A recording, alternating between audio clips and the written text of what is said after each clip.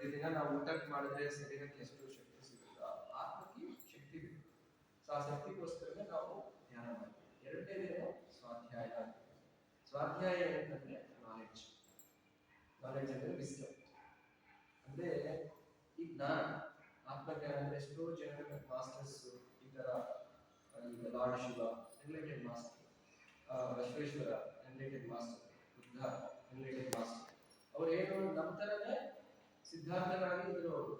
ಒಂದು ಕಿಂಗ್ಡಮ್ ಅಲ್ಲಿ ಅಲ್ಲಿಂದ ಹೊರಗಡೆ ಬಂದು ಅವ್ರು ಗೊತ್ತಾಗಿದೆ ಇಷ್ಟು ದುಃಖದಲ್ಲಿದ್ದಾರೆ, ನಾನು ಕಿಂಗ್ಡಮ್ ಅಲ್ಲಿ ದುಃಖದಲ್ಲಿದ್ದೀನಿ, ಬಡವರು ದುಃಖದಲ್ಲಿದ್ದಾರೆ, ಪ್ರತಿಯೊಬ್ಬರು ನೋಡೋದು ಎಲ್ಲರೂ ದುಃಖದಲ್ಲಿ.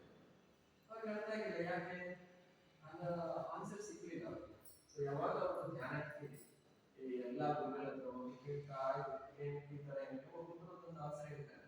ಫೈನಲ್ ಆಗಿ ಗೌತಮ ಏನ್ ಮಾಡಿದ್ದಾರೆ, ಯಾನಪಾನ ಸಂಧಿ ಧ್ಯಾನದಲ್ಲಿ 5.5 ವರ್ಷ ಕೂತ್ಕೊಂಡು ಆ ತುರ್ಯಾವಸ್ಥೆ ಅಂತ ಹೇಳಿದ್ರಲ್ಲ ಸಾಕು, ಆ ತುರ್ಯಾತೀತ ಸ್ಥಿತಿಯನ್ನು ಹೋಗಿ ಆ ಸಮಾಧಿ ಸ್ಥಿತಿಗೆ ಹೋಗಿ ಕಂಪ್ಲೀಟ್ ಎಲ್ಲ ಸಮಾಧಾನಗಳು ಸಿಕ್ತು. ಓ ನಾನು ಈ ಶರೀರ ಅಲ್ಲ, ಶರೀರ ಭ್ರಮದಲ್ಲಿ ಇದ್ದೀನಿ, ಮನಸ್ಸನ್ನು ಭ್ರಮದಲ್ಲಿ ಇದ್ದೀನಿ, ಇದೆಲ್ಲ ಜಡ ಪದಾರ್ಥ, ಇದೆಲ್ಲ ಇನ್ಸ್ಟ್ರೂಮೆಂಟ್ಸ್. ಜಸ್ಟ್ ನಾವು ವಾಹನ ಅಂತಾರಲ್ಲ, ಕಾರ್ ತರ ಅಂದಷ್ಟೇ. ಈ ಶರೀರದಲ್ಲಿ ಕಾರ್ ಒಳಗಡೆ ಡ್ರೈವರ್ ಇರ್ತಾರಲ್ಲ, ಅದು ನಾನು. ಸೊ ಅದು ಎಟರ್ನಲ್. ಈ ಶರೀರಕ್ಕೆ ಮರಣ ಇದೆ, ಆತ್ಮಕ್ಕೆ ಜನನ ಇಲ್ಲ, ಮರಣ ಇಲ್ಲ. ನಾನು ಈ ಆತ್ಮ ಎಷ್ಟೋ ಜನ್ಮಗಳು ಕರ್ಕೊಂಡು ಬಂದಿದೆ, ಪ್ರತಿಯೊಂದು ಜನ್ಮದಲ್ಲಿ ಒಂದೊಂದು ಅನುಭವ ತಗೊಳ್ತಾ ಇದೆ. ಸೊ ಆ ಅನುಭವಗಳನ್ನೆಲ್ಲ ನೋಡ್ಕೊಂಡಿದ್ದೆ ನಾವು ಇಷ್ಟೇ ಜನ್ಮಗಳು ನೋಡಿದ್ರೆ ಇದು ಯಾರಿಗೂ ಗೊತ್ತಿಲ್ಲ. ಯಾಕಂದ್ರೆ ತುರ್ಯಾವಸ್ಥದಲ್ಲಿ ನೀವು ಎಕ್ಸ್ಪೀರಿಯನ್ಸ್ ಇಲ್ಲ. ನೀವು ಸುಷುಪ್ತದಲ್ಲಿ ಇರ್ತೀರಾ, ಸ್ವಪ್ನದಲ್ಲಿ ಇರ್ತೀರಾ, ಜಾಗೃತದಲ್ಲಿ, ಈ ಮೂರರಲ್ಲಿ ಏನು ಗೊತ್ತಾಗಲ್ಲ. ಸೊ ಅದರಿಂದ ಆ ಜ್ಞಾನ ಸಿಗ್ಬೇಕಂದ್ರೆ ನಾವು ಏನ್ ಮಾಡ್ಬೇಕು, ಸ್ವಾಧ್ಯಾಯ ಮಾಡಬೇಕು. ಇನ್ನೊಂದೇನು ಕೊಟ್ಟಿದ್ದು ಸಜ್ಜನ ಸಂಗತಿ. ಈ ಸಜ್ಜನ ಸಂಗತಿ ಏನ್ ಮಾಡ್ಬೇಕು ಅಂದ್ರೆ ಮೇನ್ ಆಗಿ ನಮ್ಗೊಂದು ಈಗೋ ಅಂತ ಇರುತ್ತೆ, ಅಂತ ನನಗೆ ಎಲ್ಲ ಗೊತ್ತು. ಇವಾಗ ಈ ಸಾರ್ ಯಾರೋ ಅನ್ಕೊಂಡಿದ್ದೆ, ಇವಾಗ ಸಾರ್ ಎಕ್ಸ್ಪೀರಿಯನ್ಸ್ ಇಟ್ಕೊಂಡು ಅವರು ನನ್ನೆಲ್ಲ ಬೆಟರ್ ಎಕ್ಸ್ಪೀರಿಯನ್ಸ್ ಆಗಿದೆ, ಫಸ್ಟ್ ನಾನೇ ಗ್ರೇಟ್ ಅಂತ ಫೀಲ್ ಮಾಡ್ತೀವಿ. ಅವರು ಆಲ್ರೆಡಿ ಎಲ್ಲ ಥರ್ಡ್ ಇಯರ್ ಎಲ್ಲ ಶಿವ ಎಲ್ಲ ನೋಡಿ ಎಲ್ಲ ಎಕ್ಸ್ಪೀರಿಯನ್ಸ್ ಮಾಡಿದ್ದಾರೆ. ಓಹ್ ನಮ್ಮಲ್ಲಿ ಆವಾಗ ಈಗ ಮೇಡಮ್ ಈಗ ನೋಡಿ 4.5 ಕಿಲೋಮೀಟರ್ಸ್ 5 ಕಿಲೋಮೀಟರ್ಸ್ ಇದ್ದು ಅವ್ರಿಗೆ ಇರೋ ಫ್ರಾಕ್ಚರ್ ಅಲ್ಲಿ ನಡೀತಾರೆ. ನಾವು ನಡೆಯೋದೇನಿದೆ ಅವಾಗ ನಮ್ಮಲ್ಲಿ ಅಹಂಕಾರ ಹೋಗ್ಬಿಟ್ಟು ಅವ್ರಿಗೆ ಆಗಿದೆಯಲ್ಲ ನನಗೆ ಯಾಕಾಗಲ್ಲ, ಸಾರಿಗೆ ಎಕ್ಸ್ಪೀರಿಯನ್ಸ್ ಆಗಿದೆ, ಈಗ ಮೇಡಮ್ ಕಾಣಿಸ್ತಿದ್ದಾರೆ, ನಿಮ್ಗಾಗಿದೆ ನನಗೆ ಯಾಕೆ ಅನ್ಬಾರ್ದು. ತ್ರಿಜಗತಿ ಸಜ್ಜನ ಸಂಗತಿ ರೇಖ ಭವತಿ ಭವಾನ ತರನೇ ನಮಃ. ಇದು ಜಗದ್ಗುರು ಆದಿಶಂಕರಾಚಾರ್ಯರು ಹೇಳಿದ ಮಾತು.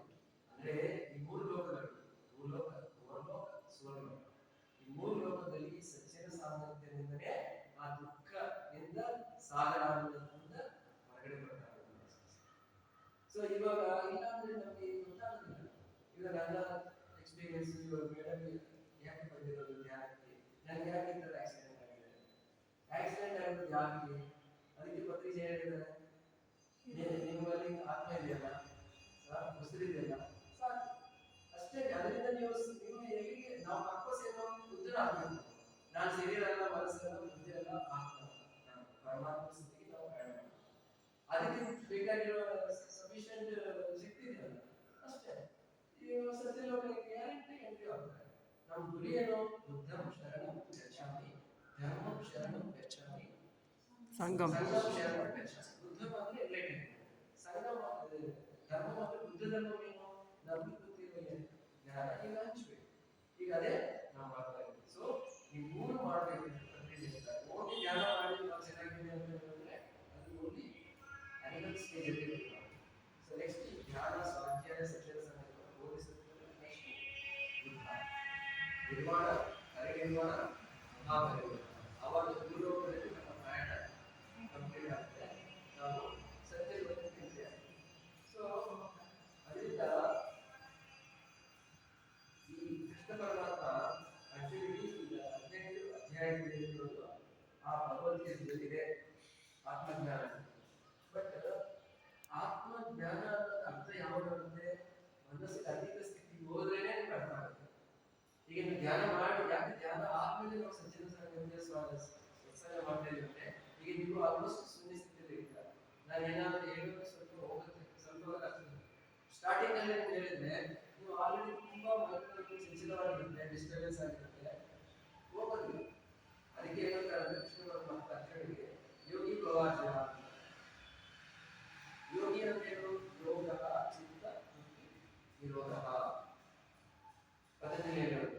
ಯೋಗ ಚಿತ್ತ ವೃತ್ತಿ ನಿರೋಧ. ಯೋಗ ಅಂದ್ರೆ ನಾವು ಫಿಸಿಕಲ್ ಎಕ್ಸರ್ಸೈಸ್ ಮಾತ್ರ ಅದಲ್ಲ. ಯೋಗ ಅಂದ್ರೆ ಒಂದೆಸ್ ನಮ್ಗೆ ನಮ್ಮ ಜೊತೆ ನಾವು ಕನೆಕ್ಟ್ ಆಗಬೇಕು. ಯೋಗ ಅಂದ್ರೆ ಧ್ಯಾನ, ಆಕ್ಚುಲಿ ಧ್ಯಾನ.